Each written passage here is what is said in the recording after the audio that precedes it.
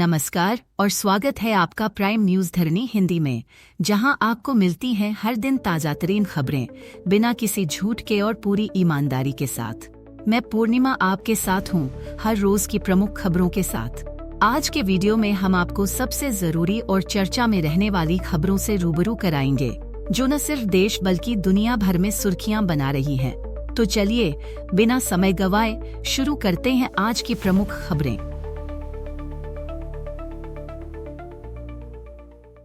आज की सबसे बड़ी 10 खबरें क्या है जो सबकी जुबान पर। हिजबुल्लाह के प्रमुख प्रवक्ता मोहम्मद अफीफ को आज बेरूत के केंद्रीय इलाके में इजरायली हवाई हमले में मार दिया गया। लेबनान के स्वास्थ्य मंत्रालय ने पुष्टि की कि इस हमले में 4 लोग मारे गए, जो रास अल नब्बा क्षेत्र में हुआ था। हैरानी की बात यह है कि हमले से पहले कोई भी निकासी चेतावनी नहीं दी गई थी।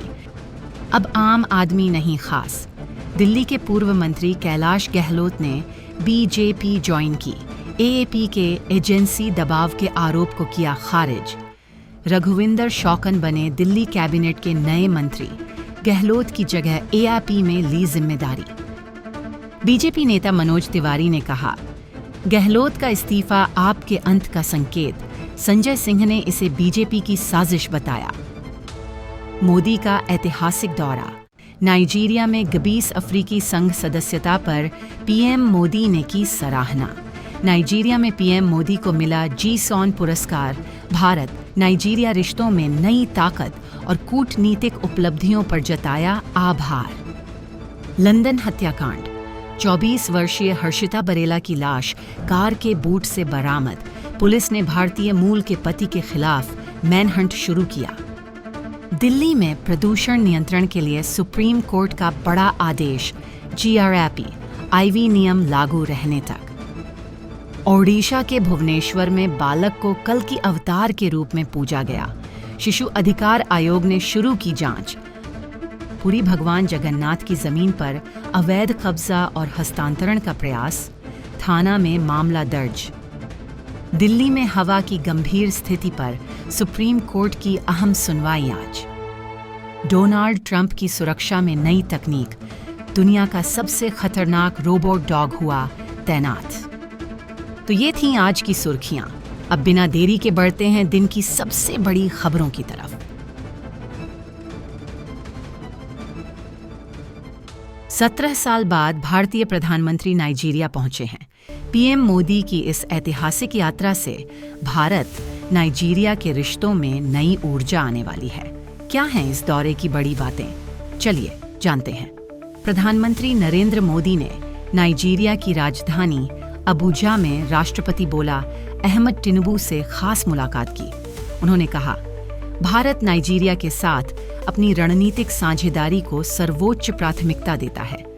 पीएम ने बाढ़ पीड़ितों के लिए 20 टन राहत सामग्री भेजने की घोषणा की और नाइजीरिया में बसे 60,000 भारतीय समुदाय को हमारे रिश्तों का मजबूत आधार बताया। उन्होंने G20 में अफ्रीकी संघ को स्थायी सदस्य बनाने के कदम को ऐतिहासिक उपलब्धि बताया।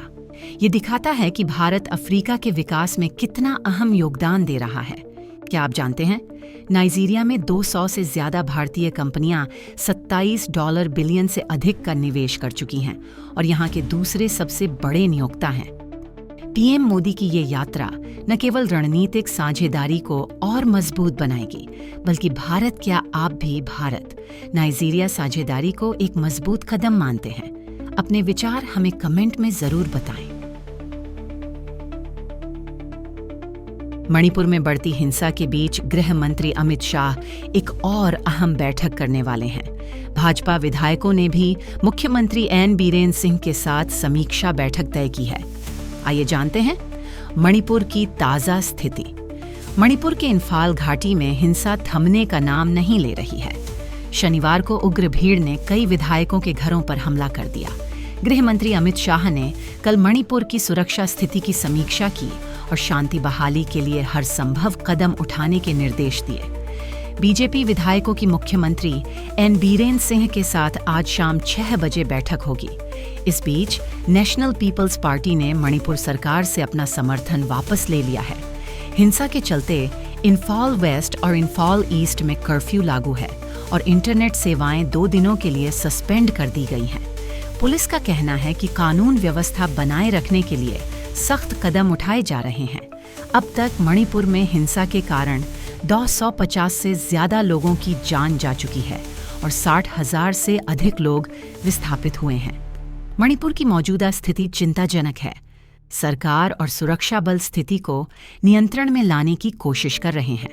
यह संकट कब थमेगा? अपने विचार हमें कमेंट में जरूर बताएं। अगर आपको यह खबर महत्वपूर्ण लगी तो वीडियो को लाइक करें, शेयर करें। तमिलनाडु की राजनीति में बड़ा मोड़ आ सकता है। अभिनेता से नेता बने विजय 2026 विधानसभा चुनाव में धर्मपुरी जिले से चुनाव लड़ सकते हैं। आइए जानते हैं पूरी खबर। सूत्रों के मुताबिक विजय की पार्टी तमिलगा वेत्रिक कजगम TVK ने चुनाव की तैयारी शुरू कर दी है। धर्मपुरी जिले की 5 विधानसभा सीटों में से एक से विजय के चुनाव लड़ने की संभावना पर चर्चा हो रही है। TVK ने हाल ही में MK स्टालिन सरकार की आलोचना करते हुए कई मांगें उठाईं, जैसे जातीय सर्वेक्षण कराने और विवादित परंदूर एयरपोर्ट प्रोजेक्ट रद्द करने की मांग, शराब की दुकानों को समयबद्ध तरीके से बंद करने का आह्वान, NEET परीक्षा को खत्म करने और शिक्षा को राज्य सूची में शामिल करने की वकालत। TVK का कहना है कि BJP की वन नेशन वन इलेक्शन योजना और वक्फ संशोधन विधेयक संघवाद और लोकतंत्र पर हमला है। क्या विजय का राजनीति में कदम तमिलनाडु की राजनीति को बदल देगा? अपने विचार हमें कमेंट में बताएं। आम आदमी पार्टी के वरिष्ठ नेता और पूर्व मंत्री कैलाश गहलोत ने पार्टी से इस्तीफा देकर बीजेपी का दामन थाम लिया है। उन्होंने किसी भी दबाव में आने के आरोपों को सिरे से खारिज किया। आइए जानते हैं इस राजनीतिक हलचल की पूरी कहानी। कैलाश गहलोत, जिन्होंने अन्ना हजारे आंदोलन से आपके साथ सफर शुरू किया था, आज बीजेपी में शामिल हो गए। गहलोत ने कहा, मैंने यह फैसला बिना किसी दबाव के लिया है। मैंने कभी दबाव में कोई काम नहीं किया। आपने बीजेपी पर आरोप लगाया कि ईडी और IT के छापों के जरिए गहलोत पर दबाव बनाया गया। दिल्ली के अरविंद केजरीवाल ने प्रतिक्रिया देते हुए कहा, वो स्वतंत्र हैं, जहां जाना चाहें जा सकते हैं। आपने गहलोत के स्थान पर रघुविंदर शौकीन को दिल्ली कैबिनेट में शामिल करने का ऐलान किया। बीजेपी में गहलोत का स्वागत पूर्व हरियाणा के मनोहर लाल खट्टर और दिल्ली बीजेपी प्रमुख वीरेंद्र सचदेवा ने किया। क्या कैलाश गहलोत का बीजेपी में जाना आगामी दिल्ली चुनावों को प्रभावित करेगा? अपने विचार हमें कमेंट में जरूर बताएं। बड़ी खबर छत्तीसगढ़ से आ रही है, जहां कांकेर जिले में पुलिस और नक्सलियों के बीच हुई 24 घंटे लंबी मुठभेड़ में 40 लाख के इनामी नक्सली ढेर हो गए हैं। ये मुठभेड़ कांकेर के अबूझमाड़ इलाके में हुई, जहां पुलिस को 30 से 40 नक्सलियों की मौजूदगी की सूचना मिली थी। इसके बाद सुरक्षा बलों ने जंगलों में सर्च ऑपरेशन चलाया और भारी गोलीबारी के बाद 5 नक्सलियों को मार गिराया। मारे गए नक्सलियों में से सभी पर 8 लाख का इनाम था। इनकी पहचान वनोजा मिचाकराम, संतोष कोरचामी, मनीष उर्फ काजू सैनू पद्दा, सुरेश उर्फ नागेश गांवड़े और पुनिता के रूप में हुई है। इन नक्सलियों का संबंध एक बड़े नक्सली नेटवर्क से था और पुलिस की इंटेलिजेंस रिपोर्ट्स के अनुसार मुठभेड़ में मारे गए नक्सलियों में CC सदस्य वेणुगोपाल उर्फ सोनू दादा और प्रभाकर जैसे बड़े नाम शामिल थे। सुरक्षा बलों को बड़ी सफलता मिली है, लेकिन सर्च ऑपरेशन अभी भी जारी है और जंगलों में कुछ और नक्सलियों के मारे जाने की आशंका जताई जा रही है। यह मुठभेड़ पुलिस की बड़ी कामयाबी है और अब जंगलों में सर्च अभियान और तेज किया गया है। कामाख्या नगर के सब कलेक्टर नारायण चंद्र नायक के खिलाफ आय से अधिक संपत्ति के मामले में विजिलेंस ने 10 ठिकानों पर छापेमारी की। आइए जानते हैं इस मामले की खास जानकारी।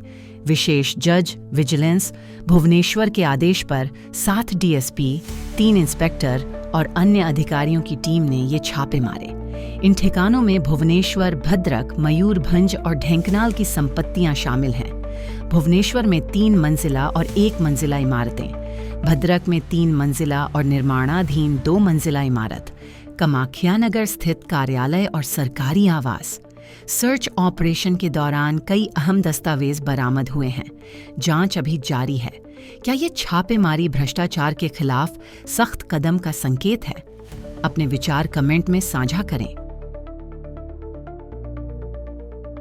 मुख्यमंत्री मोहन चरण महजी ने सिंगापुर में विदेशी निवेशकों से मुलाकात की और ओडिशा में उद्योगों को आकर्षित करने के लिए अहम चर्चा की। मुख्यमंत्री महजी ने सिंगापुर में सिटी मैट्रिक्स, यूबी सिटी और आईहब इंक्लूसिव जैसे प्रमुख उद्योग संस्थाओं के नेताओं से मुलाकात की। इस दौरान ओडिशा में सेमीकंडक्टर, चिकित्सा उपकरण और स्मार्ट सिटी समाधान के लिए निवेश को लेकर चर्चा की गई। मुख्यमंत्री ने ओडिशा में इलेक्ट्रॉनिक्स उत्पादन को बढ़ावा देने के लिए सिंगापुर की कंपनियों से सहयोग मांगा। राज्य सरकार का कहना है कि वे ओडिशा में एक मजबूत इलेक्ट्रॉनिक्स इकोसिस्टम विकसित करने के लिए प्रतिबद्ध हैं। इसके अलावा मुख्यमंत्री ने फेरोक्रोम और इस्पात के उत्पादन को बढ़ाने के लिए भी चर्चा की और इस क्षेत्र में अधिक रोजगार के अवसर पैदा करने का वादा किया। मुख्यमंत्री महजी ने सिंगापुर के सैम्बकॉर्प इंडस्ट्रीज के अध्यक्ष ओंग किम यी और ऑरेंज सिंगापुर के प्रमुख रवीण झुंझुनवाला से भी मुलाकात की। यह यात्रा ओडिशा के लिए महत्वपूर्ण है क्योंकि यह राज्य में उद्योगों के लिए नए रास्ते खोल सकती है। ओडिया सिनेमा की दुनिया में एक और महान कलाकार को मिला सम्मान। हंसी के मशहूर अभिनेता जयीराम सामल को उनके जीवन भर की सृजनात्मक यात्रा के लिए सम्मानित किया गया है। जयीराम सामल ने ओडिया सिनेमा को एक नई पहचान दी और उनकी हास्य अभिनय के लिए उनकी पहचान बनी। उनकी फिल्मी यात्रा ने दर्शकों को कई यादगार पल दिए हैं, जिनमें उनका अभिनय दिलों में बस गया। समारोह में जयीराम सामल ने धन्यवाद दिया और अपने फैंस के लिए आभार व्यक्त किया। ओडिया सिनेमा में ऐसे अद्भुत कलाकारों की मेहनत और समर्पण को हमेशा सराहा जाएगा। जयीराम सामल को उनके शानदार योगदान के लिए बधाई। आज हम एक ऐसे मुद्दे पर बात करेंगे जो ग्रामीण सुरक्षा कर्मियों के लिए चिंता का कारण बन चुका है। 6 साल से इन कर्मचारियों का वेतन नहीं बढ़ा है और उन्हें अभी भी महज 1800 रुपये महीने मिल रहे हैं। आइए जानते हैं इस मुद्दे के बारे में पूरी जानकारी। नवरंगपुर जिले के डाबूगांव के पास एक महत्वपूर्ण बैठक आयोजित की गई, जिसमें ग्रामीण सुरक्षा कर्मियों ने अपनी समस्याओं को सामने रखा। इन कर्मियों को सिर्फ 1800 रुपये महीना मिलता है और इसमें से भी 450 रुपये काटे जाते हैं। ये एक गंभीर मुद्दा बन चुका है क्योंकि उन्हें कठिन काम करने के बावजूद उचित वेतन नहीं मिल रहा है। इन कर्मियों का कहना है कि सरकारी कर्मचारियों की तरह उन्हें भी उचित वेतन मिलना चाहिए। उन्होंने हाई कोर्ट तक भी अपना मुद्दा उठाया, लेकिन कोई ठोस परिणाम नहीं आया है। अब ये कर्मी सरकार से मांग कर रहे हैं कि उनकी तनख्वाह में बढ़ोतरी की जाए। ये समस्या केवल एक वेतन की नहीं, बल्कि एक सम्मान की भी है। जब तक इन कर्मियों को उनका हक नहीं मिलेगा, तब तक उनका संघर्ष जारी रहेगा। क्या आपको लगता है कि सरकार को इस मुद्दे पर ध्यान देना चाहिए? अगर आपको लगता है कि इन कर्मियों को उचित वेतन मिलना चाहिए, तो इस वीडियो को शेयर करें और कमेंट्स में अपनी राय दें।